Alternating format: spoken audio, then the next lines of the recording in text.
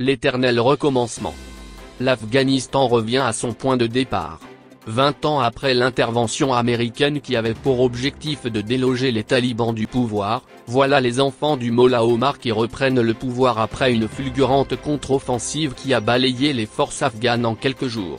Une armée afghane, formée pourtant par les Américains, qui n'a opposé aucune résistance à la puissance de feu des seigneurs de la guerre.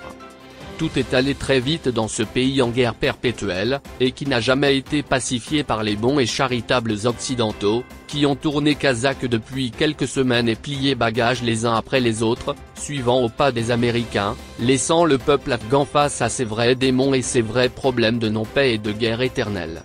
Pourtant, les Américains étaient sûrs de leur coup au lendemain des attentats de New York en septembre 2001. Les talibans qui étaient maîtres de l'Afghanistan ont été derrière ces attentats et ont aidé et exécuté leur acte avec les combattants d'Al-Qaïda, d'un certain Oussama Ben Laden. Le président américain George W. Bush mène alors sa première croisade, déloge les talibans de Kaboul, mais ne fait rien pour les Afghans. 2 décennies plus tard, un autre président américain négocie la sortie de ses troupes avec ces mêmes talibans et tente de trouver une sortie honorable pour ses boys. Trump venait de signer le début de la terreur pour un peuple afghan qui a été ignoré tout au long de cette guerre, et qui aujourd'hui se barricade à Kaboul totalement encerclé par les combattants talibans.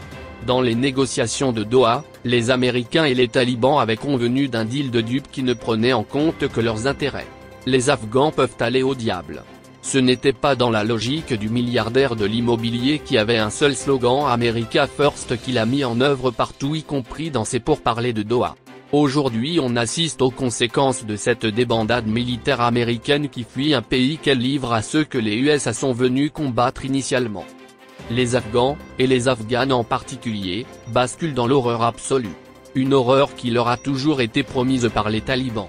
Désormais les exécutions sommaires, les lapidations, les viols, les mariages forcés, et autres scènes d'un autre âge feront ou plutôt referont le quotidien de ce pays qui n'en a pas fini avec les guerres qui ont jalonné son histoire.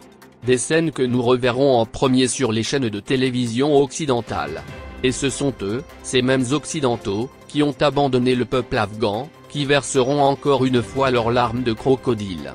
Un éternel et dramatique recommencement. Par Abdelmajid Blidi.